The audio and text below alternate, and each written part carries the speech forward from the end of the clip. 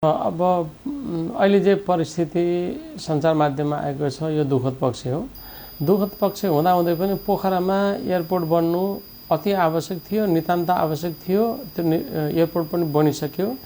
हामीले एउटा कुरा के विचार गर्नुपर्छ भने पोखरामा किन एयरपोर्ट आवश्यक छ भन्ने विषयमा अब हामी बहस गर्न जरुरी रहेन।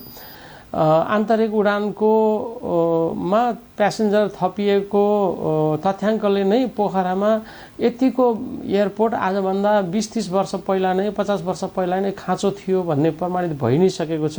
त्यसपछि त्यसमा बुनागत रूपमा जान पनि जरुरी रहेन।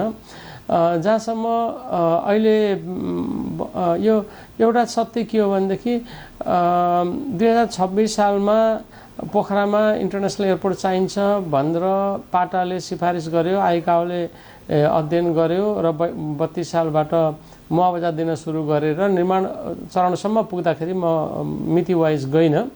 के भयो भने 32 सालसम्म सरकारको सङ्घीय सरकारको केन्द्रीय सरकारको त्यतिखेरको सदाशयता थियो। 35 सालबाट षड्यन्त्र सुरु भयो। पोखरामा इन्टरनेसनल एयरपोर्ट बन्यो भने अब आफूलाई के हुन्छ भन्ने सोचाइ भयो होला र बन्न दिइएन। जब बन्न खोज्छ फेरि भाँजो हालिन्छ, बन्न खोज्छ फेरि भाँजो हालिन्छ। आखिर अन्तिममा 57 रोपनी जग्गाको विवाद 35 सालबाट अल्झिएको त्यो विवाद 67-68 सालमा गएपछि मात्रै समाधान हुन पुग्यो भनेपछि यसैबाट थाहा हुन्छ कति अवरोध सिर्जना गरिएको थियो भन्ने कुरा।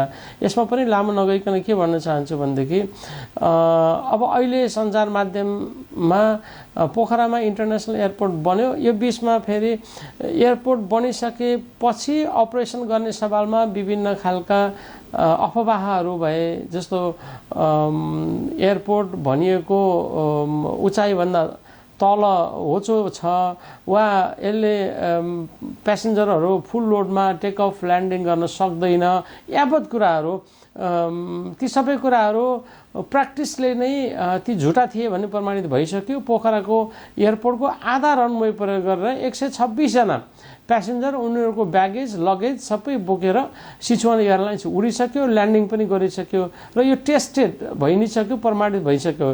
त्यो भएको हुनाले यो हाम्रो 4D क्याटेगोरीको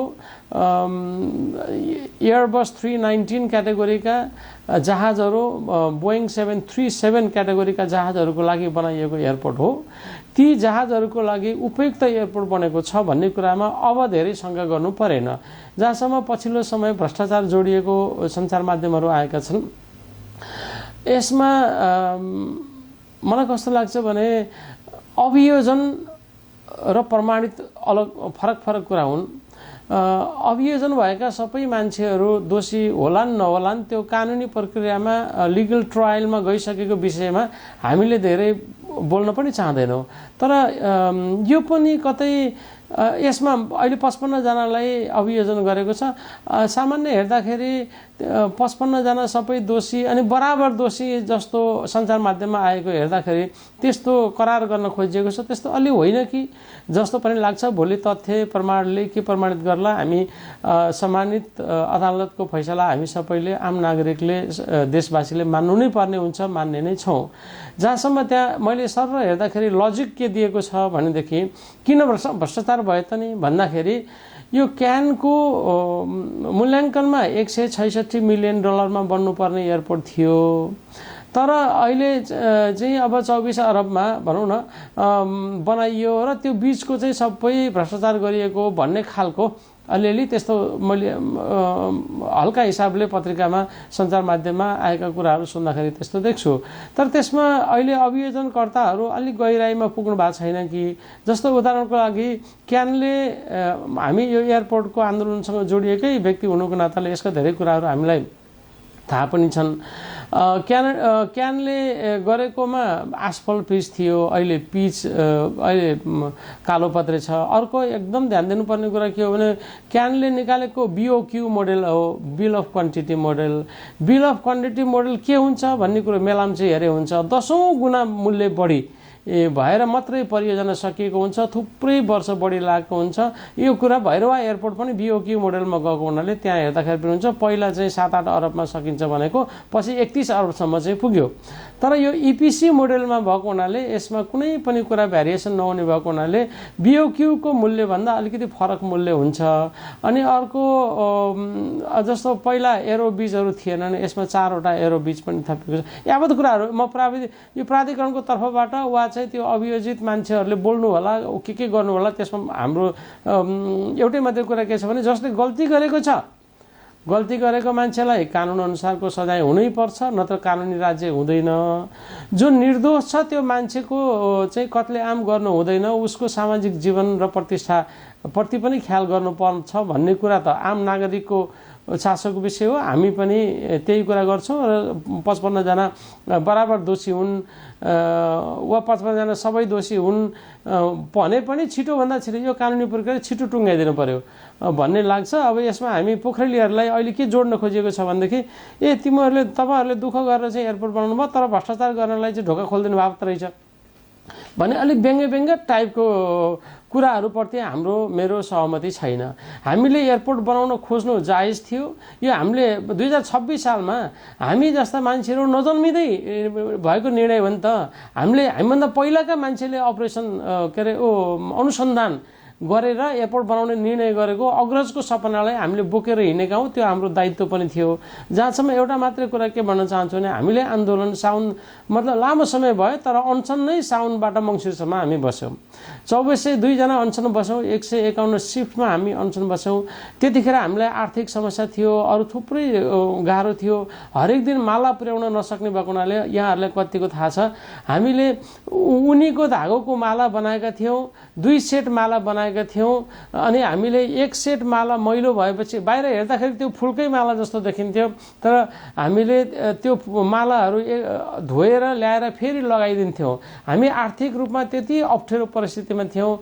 त्यो असल मनसायले पोखरेली जनताले गण्डकी प्रदेशवासीले सुरु गरेको आन्दोलन हो, सम्पन्न गरेको आन्दोलन हो।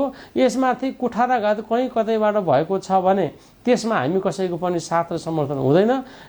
निष्कर्ष भनेको के हो भने एयरपोर्ट बनाउनु माग गर्नु ठिक थियो, एयरपोर्ट बनेको ठिक छ। एयरपोर्टमा भ्रष्टाचार भएको छ भने हिजैदेखि हामीले भनेको कुरा आज प्रमाणित भयो।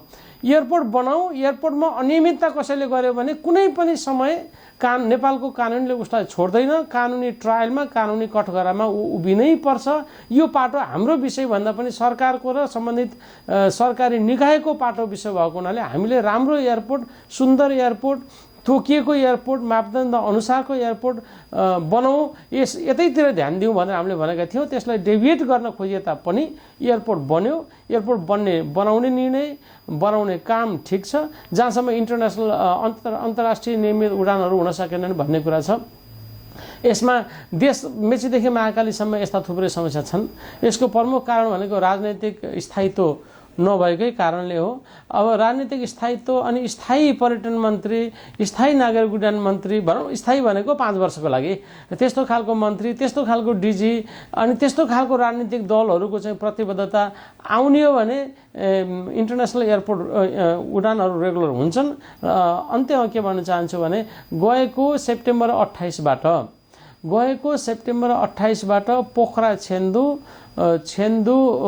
सिडनी हप्ताको एउटा फ्लाइट नियमित शेड्युल नै आइसकेको थियो। त्यसको फ्लाइट फेयर नै आइसकेको थियो। अनफर्चुनेटली अब सेप्टेम्बर 8 र 9 को घटना जुन भयो, त्यो घटनाले गर्दाखेरि देशको सबै कुरा बदलियो, अदल बदल भयो र अहिले चाहिँ रेगुलर इन्टरनेसनल फ्लाइट हुन सकेको छैन। निष्कर्ष यो हो कि पोखरा इन्टरनेसनल एयरपोर्टबाट रेगुलर इन्टरनेसनल फ्लाइट गराउनको लागि पोखरा एयरपोर्ट तयार छ, गण्डकी प्रदेशवासी तयार छन् र समग्र नेपाल नै तयार हुनुपर्छ। त्यो भएको हुनाले हामी धेरै कुरामा अल्झिनुभन्दा पनि आफ्नो आफ्नो काम गरौँ। हामीले आन्दोलन गऱ्यौँ या सम्बन्धित निकायलाई दबाब दियौँ, एयरपोर्ट बनायौँ। अब एयरपोर्टमा अनियमितता भयो भन्ने गुनासा आए, सम्बन्धित निकायले त्यो गुनासाहरू सुनि नै राखेको छ र कानुनी प्रक्रियामा गएको छ। जबरजस्ती त केही पनि गरेको छैन। कानुनले जे भन्ला त्यो तपाईँ हामी सबैले स्वीकारौँला। एउटा मात्रै कुरा गर्दा अन्तर्राष्ट्रिय कम्पनीलाई समेत जोड्दाखेरि राज्यको भोलि अन्तर्राष्ट्रिय विश्वसनीयतामा केही समस्या हुन्छ कि त्यो कुरा नेपालका सम्बन्धित कूटनीतिक अधिकार प्राप्त व्यक्तिहरूले नै सोच्ने कुरा हो। यसमा पनि मेरो चाहिँ कुनै कमेन्ट छैन।